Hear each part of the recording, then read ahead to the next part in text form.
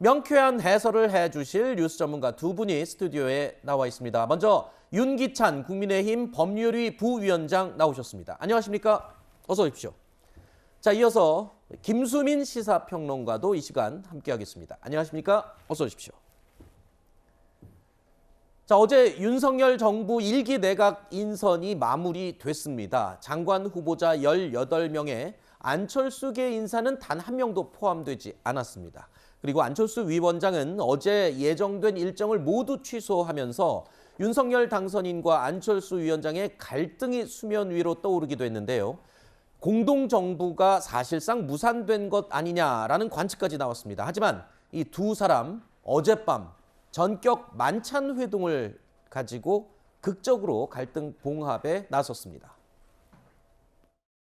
저를 포함해서 우리 안철수 위원장님 그리고 여기 계신 모든 분들이 인생보다 더 소중한 것은 없다 하는 그런 마음으로 전부 우리가 종합적으로 민생을 챙긴다는 그런 공통된 그런 과제를 가지고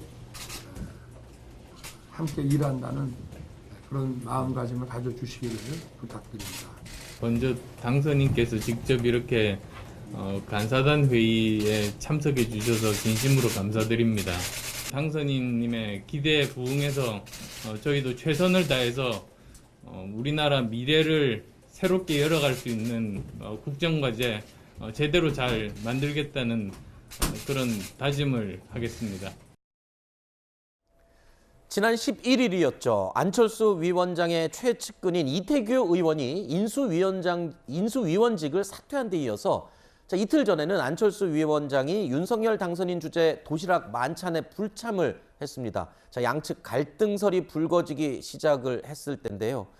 급기야 어제 안철수 위원장이 인수위에 출근을 하지 않으면서 갈등설에 기름을 끼얹는 모양새였습니다. 그리고 바로 어젯밤 윤 당선인과의 회동으로 하루 만에 이 갈등설은 진화가 됐습니다. 안 위원장 오늘 다시 인수위로 출근을 했는데요. 보신 것처럼 윤 당선인도 안 위원장 주재 간사단 회의에 직접 참석을 했습니다. 윤 당선인과 안 위원장 어제 저녁 서울 강남의 한 횟집에서 만난 것으로 알려지고 있는데요. 장제원 비서실장이 배석을 했습니다. 두 사람의 만찬 회동 간단하게 소주도 곁들이는 자리였다고 하는데 시종일관 분위기가 굉장히 좋았다고 전해지고 있어요. 어떻다고 지금 얘기를 알고 계십니까? 그러니까 이게 갈등이 있었던 것인지 아니면 갈등의 외관이 작취됐기 때문에 그것을 봉합하거나 불식시키려고 만난 것인지는 불분명하지만 네.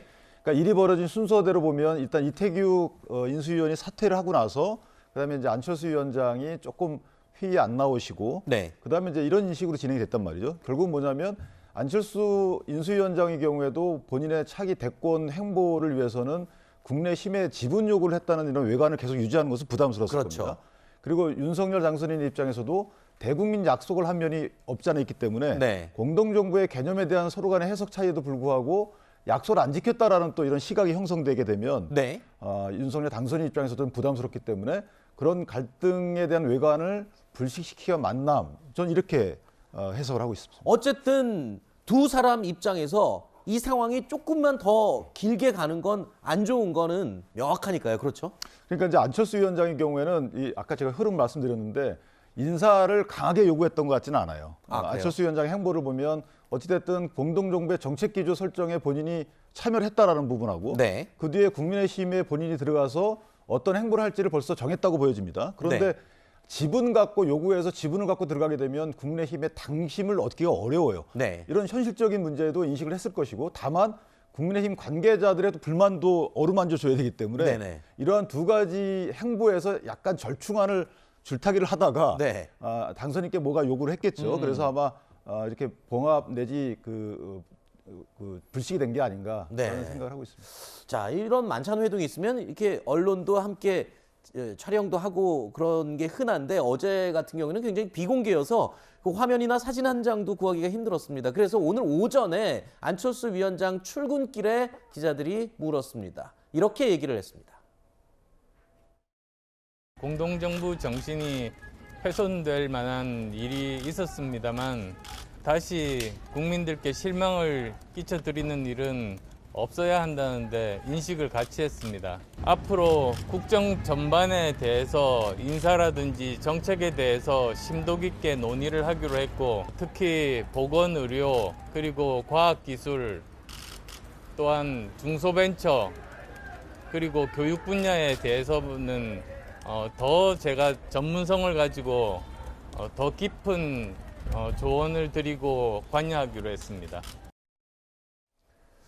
자, 일단 제가 듣기에는 국민께 다시는 실망시키지 않겠다라는 말이 제일 먼저 들렸어요. 근데 그 앞서 한 말이 또 애매합니다. 그러니까 공동정부 정신을 훼손할 만한 일이 있었다라고 얘기를 했어요. 그 말 때문에 이게 완전히 봉합된 건지 아니면 뭔가 조금 남아있는 건지 갸우뚱하게 되거든요.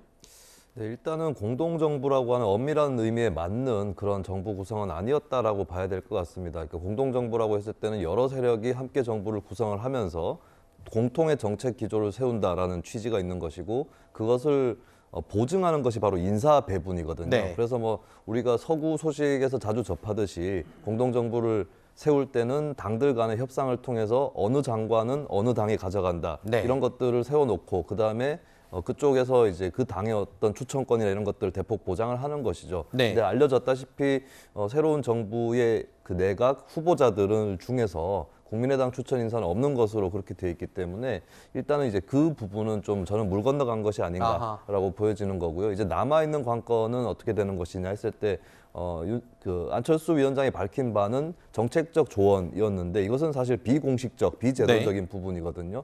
그렇다면 저는 결국에 남아 있는 관건은 합당이 아닌가. 네. 예, 당을 함께 해야만 그나마 이제 같은 여당으로서, 집권당으로서 정부를 같이 운영하는 것이다라고 의미를 부여할 수 있기 때문에 네. 남아 있는 관건은 결국에 국민의힘, 국민의당의 합당이 아닌가 그렇게 아하. 보여집니다.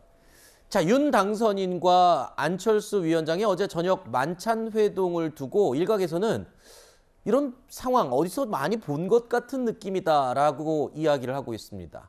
이런 말도 나오고 있습니다. 갈등이 공개 분출되고 파국 우려가 나오는 상황에서 전격적인 회동을 통해서 갈등이 봉합되는 이런 장면, 지난 대선 국면에서 여러 번 반복이 되기도 했었죠.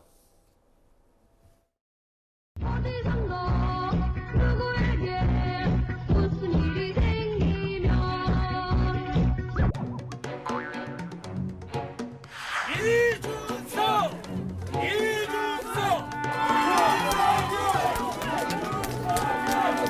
반갑습니다.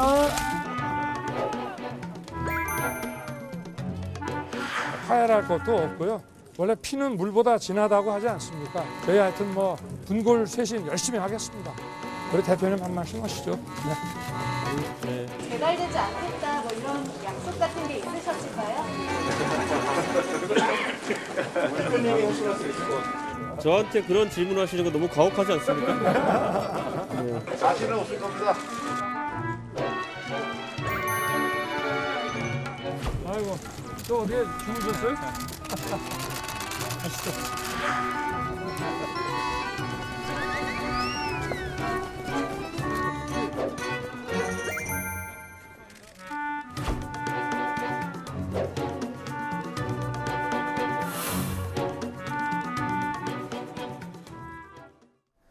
자, 위기의 순간에 나서서 봉합에 나서는 윤 당선인의 모습.